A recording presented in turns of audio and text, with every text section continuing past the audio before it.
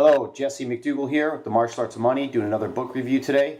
Apologize for not doing the book review last week or so, but I've just been super busy with my business on the grind. So I do these just for fun. So, Blueprint to a Billion. Got recommended this book from an old friend of mine named Dan Scarrop. He's a successful real estate developer and overall businessman. Been friends with him since high school, so it's cool to see. I remember he bought his first house when he was 18. I didn't buy my first house till I was 30. Big difference there. You know, to each his own. Blue pill, red pill. You take the left road, the right road. You learn different things depending on what rabbit hole you go down. So, which is why I started doing these book reviews, because I realized I have a unique path, and I've found some answers in life that I think a lot of people can benefit from. And it's a great way to connect with people. Blueprint to a Billion. People even like a billion, really? Wow, that's pretty big. So here's the blueprint. So if you never reach a billion, okay, well maybe you reach a million. That's okay. You know what I mean?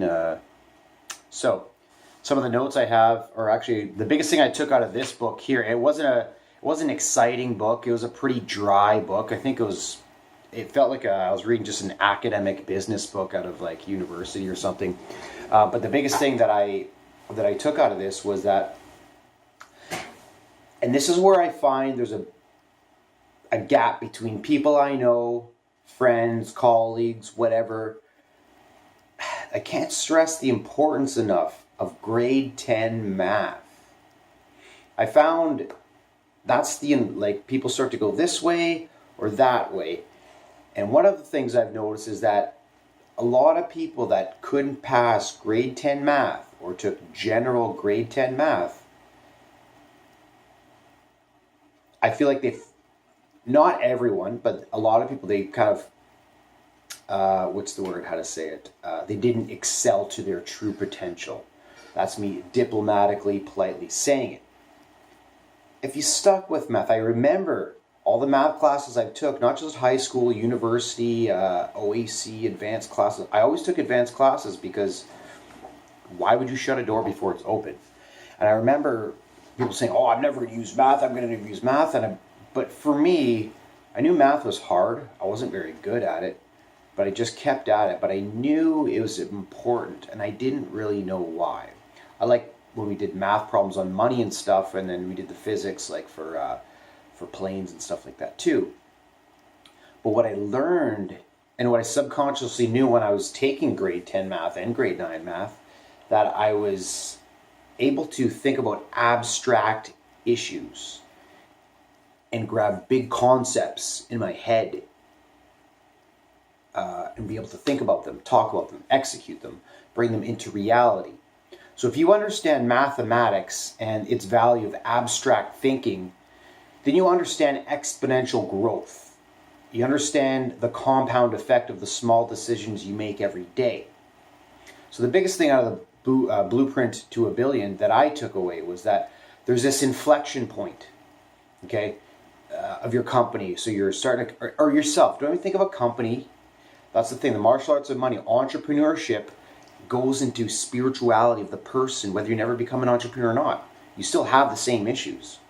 So there's an inflection point. So if say you have a job, totally fine, great career, and you work on yourself as a person, okay? Think of yourself as like how do I get blueprint to a billion as a person? A billion would be like you've reached enlightenment, okay? Enlightenment is a real thing. I haven't reached it yet, but it is a real thing.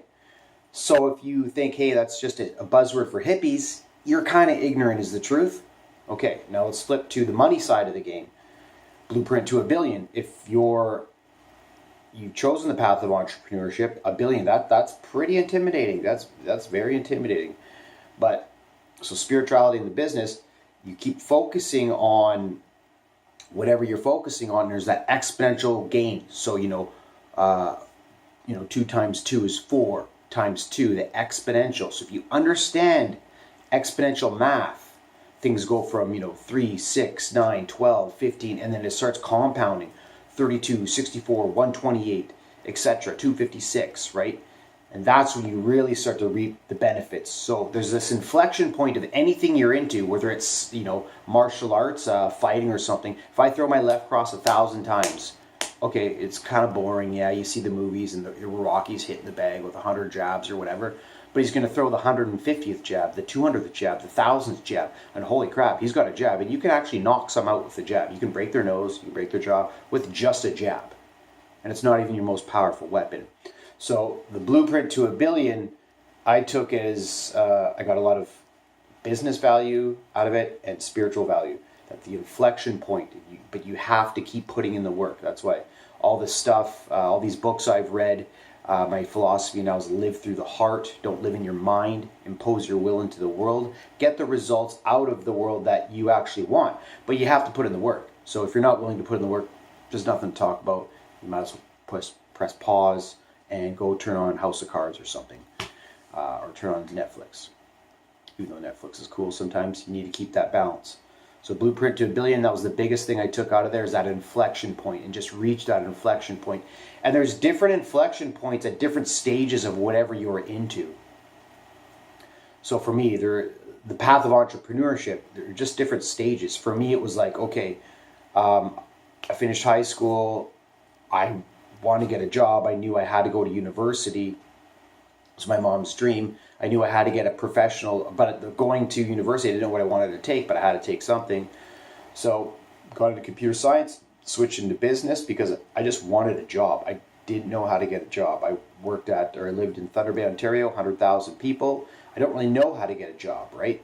So it's not like I lived in Vancouver or lived in New York or San Francisco or something where there's a lot of economic development. So I decided to get an accounting degree. That way I have a technical skill. Hey, well, if you need work done, I can do work.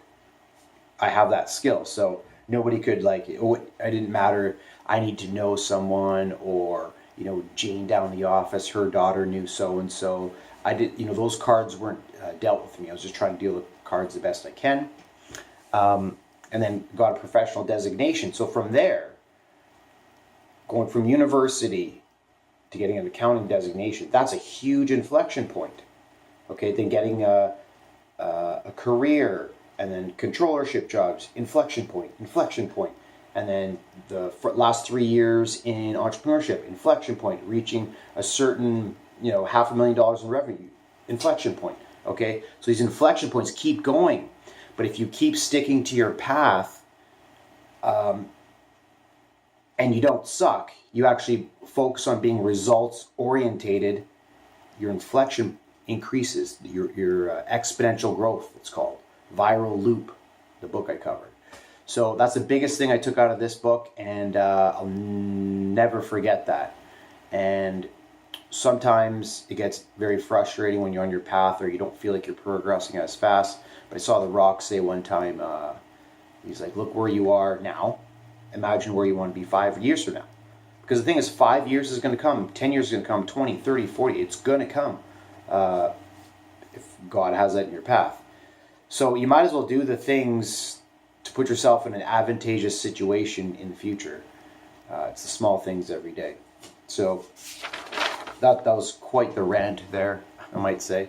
So I'm going to read I made some notes too. So when I used to read a lot more, I used to read books slower. Now I'm reading books faster. I'm kind of winding down. I just read now for fun because, I'm just focused on martial arts and business. But I'm going to read a couple notes here that I took. So usually what I do, there's a good one.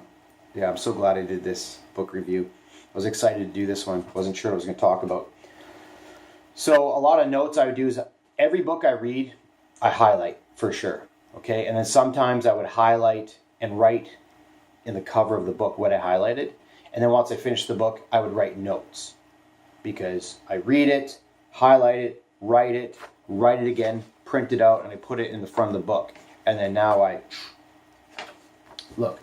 So the biggest one I'm going to read in here, I'm not sure if I'm going to go all through them because there's a whole page here. As you scale up your business, and this is the accountant in me, but it came out of the book. And because numbers don't lie, that's why I like them. As you scale up, maintain a profit of 20% earnings before incomes and taxes.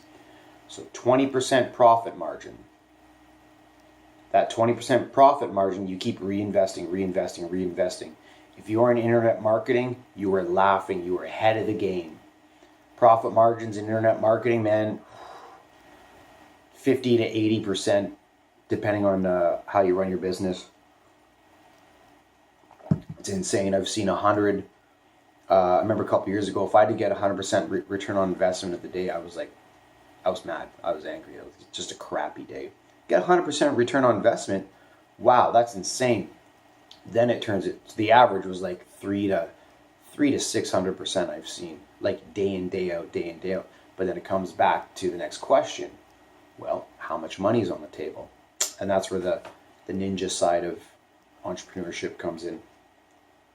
Never sacrifice profitability for scalability. Big things. A lot of people start businesses and your business isn't scalable. And that's okay. It depends what your goals are. For me, I basically want to set up a life where I do nothing. I watch House of Cards. I watch The Walking Dead all day, every day, and I'm still making huge cash. Am I going to do that? No, I'm not going to do that. I'm going to be working till the day I die. But it's not work when you're building something. And as you can see, I'm speaking, but this is passion. This is just kind of who I am. I'm doing what I want on my terms. And that's some of the benefits of the path of entrepreneurship brings. Kind of what I just said there too was basically the philosophy of Tim Ferriss's book, The 4-Hour Work Week. No, you're not working 4 hours. You're busting your butt. But it's a concept. It's a lifestyle. So we'll focus on Blueprint to a Billion. And I'll rip through these pretty fast. I don't know if I'll read all of them. There is no reason to have a goal if you don't measure it. If you exceed expectations, the customer will be happy and buy more from you. This is so simple. So simple, a lot of this business stuff. Be a nice person. Treat people how you want to be treated. Don't be a douchebag. Don't rip off people. Try to create win-win situations. It's like I'm skipping. It's repetition. Buy from multiple factories. Yeah, you don't want one supplier, because then you're not in control of your supply chain. I've lost a lot of money learning that lesson. The problem when you're starting out is you can't be in control of your supply chain. You can't just wake out of bed and say, hey, I want my whole supply chain. If you try to take that road, you'll never get anything done. It's all about getting results every day. Did you make money? Yes or no? How many ones came into your business? Or how many ones went out? That's really it. Yeah, it's bean counting, but that's the philosophy of everything. If you don't know how much money came in, came out, I've seen many people lose a lot of money, many business owners. That was the root of their issue. They paid other people to watch their money, and no, it's your money, it's your business, you need to pay attention. And that's why, unfortunately, in my accounting roles and dealing with clients, like most of the time, they don't like talking to me because I'm giving them information they don't want to hear. They usually owe money to the tax man because they haven't had a proper taxation strategy in place, or they don't know what their net income is. It's like, these are things that issues you could avoid if you have safeguards in place by having a proper accountant on your team, or proper accountant, controller, many different buzzwords. If managers generate high returns, allow them to invest in the company, thus owning their business. There you go.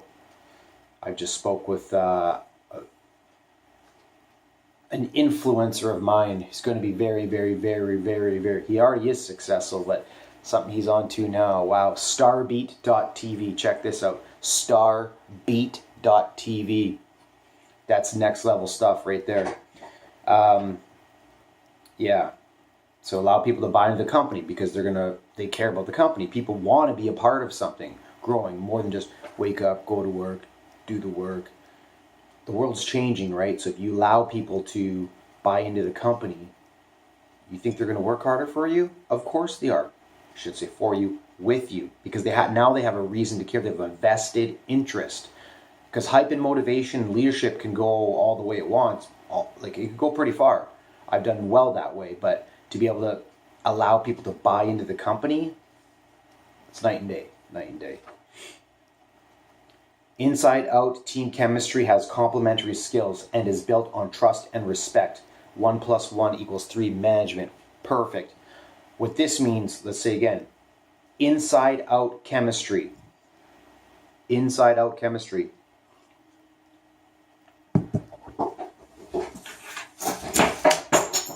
Introverts, extroverts, yin, yang. I went to grab my yin yang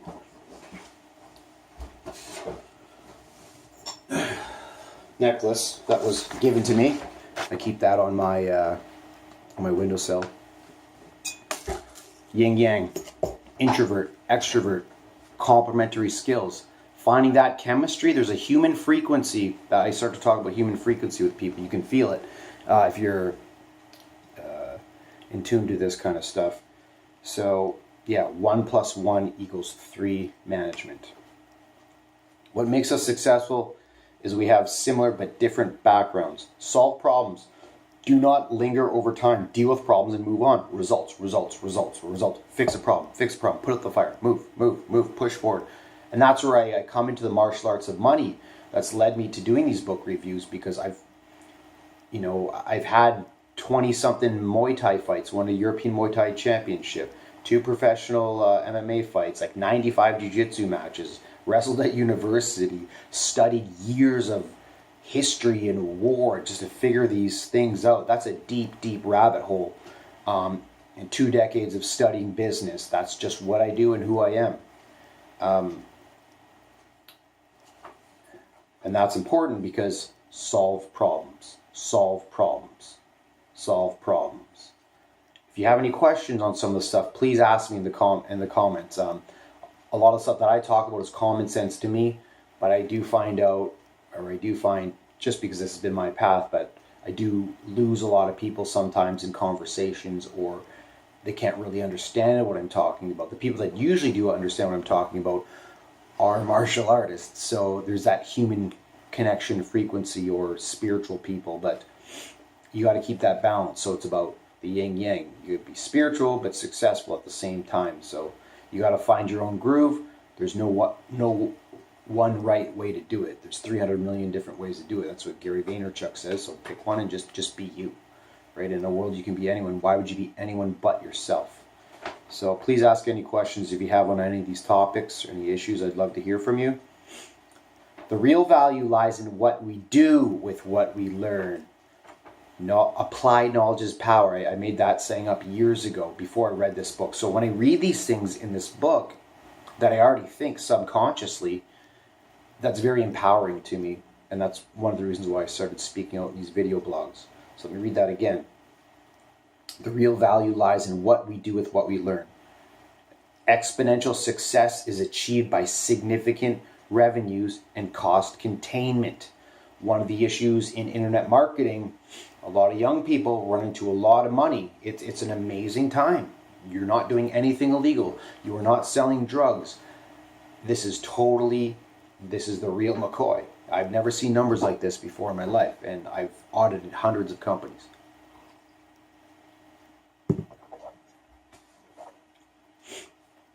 But you have to be careful with your spending.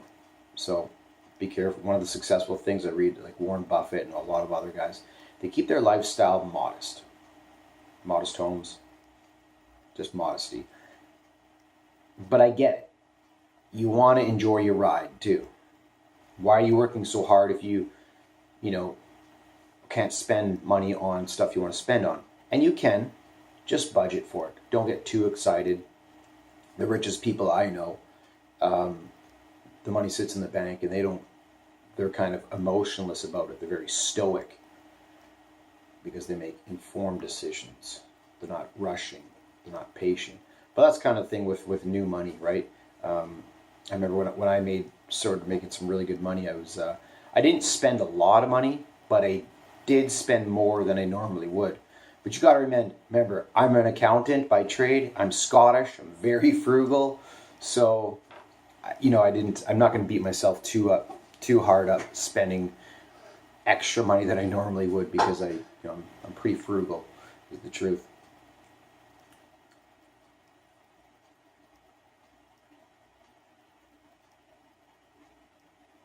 Cash first, revenue second. Cash is king. Every day focus on cash generation. Heard that so many places. Transform an employee into a stock owner. Work hard, have fun, make money. Successful leaders demonstrate consistent values. Blueprint leaders are goal and results driven. Leaders are problem solvers and have a comfort level for problems with a lot of moving parts. In the face of limited resources, you have to have superior strength. Cool. I've been operating on limited resources for quite a while. Nobody really talks about, as an entrepreneur, what do you do when you don't have resources? Well, the first thing is, have you found money? Like, do you have a proven way the revenue comes in? And I'm not talking speculation. I found oil. I have money coming in. It's a matter of me putting the bricks in place to lay the pipe to extract as much oil out. So that's an interesting situation that I'm in. I have a resource problem. But if you have a resource problem, that's a great thing. And here's why. There's an abundance of resources in the world. There's an abundance of money in the world. What there's a lack of is competent entrepreneurs to facilitate those opportunities. Okay? Now, if you found something and you have money coming in, but now you need resources, now you're at the next point, a new inflection point in the blueprint to billion. Now you're entering the law of the jungle. Well, what do you actually need? Do you need just money? Do you need intellectual property? Do you need leadership? Do you need guidance? These are all important factors you have to come into when you're willing to say, hey, I'm at a situation where I need resources, or you need help to move to the next level. And so maybe I'll cover that in another topic, because that's I've got some interesting views on that area. You also have to have superior energy to execute ahead of the growth curve. If a rich board member sits on the board, they may see my potential of having a big idea or believe in the same company. Yeah, that's where you got to be careful.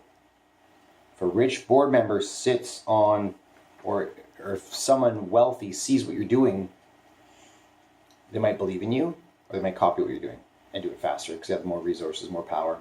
So you just got to be careful. That's why I say be a ninja. You know, the ninja only shows himself when he wants to be seen, type stuff. Because if you're attracting attention, you're like, hey, I've got money. Someone's going to come by, chop your arm off, and take what you got. And I'll tell you that for free. Lost a lot of money learning that lesson. There is something magical that happens when a person changes from an employee to owner. That's pretty cool. Yeah, I've experienced that in the last 3 years. Saw one of my friends post. He does lots of video blogs. He posted something pretty cool that it likes the process of becoming a successful person. I don't hear many people talk about that. Usually the content you see is like, hey, I'm this baller and this and that. People only pay attention when you've got a garage full of Lambos and like all this stuff. But like, there's millions and millions and millions and millions of people who are semi-successful, financially independent, have a nice laptop, travel the world lifestyle. In my eyes, that's success, regardless of how much money you have.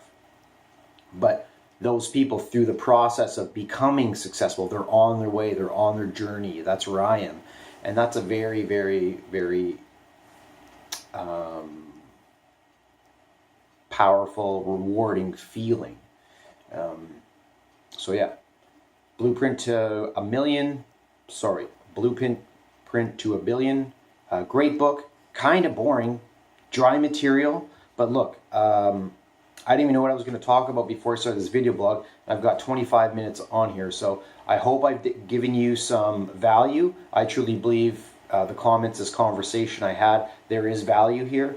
So that's up to you to decide. If there's no value here, let me know too. Please subscribe to my YouTube channel. I'm going to be, as time goes over the next couple months, next year for sure, I'll be moving these blogs and interviews that I plan to do to more of a professional level. Right now I'm just recording on my phone, doing this in between break time when I've got break through my companies throughout the day. So So I'll have some more professional content in the near future, but please ask any questions you have. Subscribe to my YouTube channel. I look forward to hearing from you, and thanks for the email so far. Take care. Bye.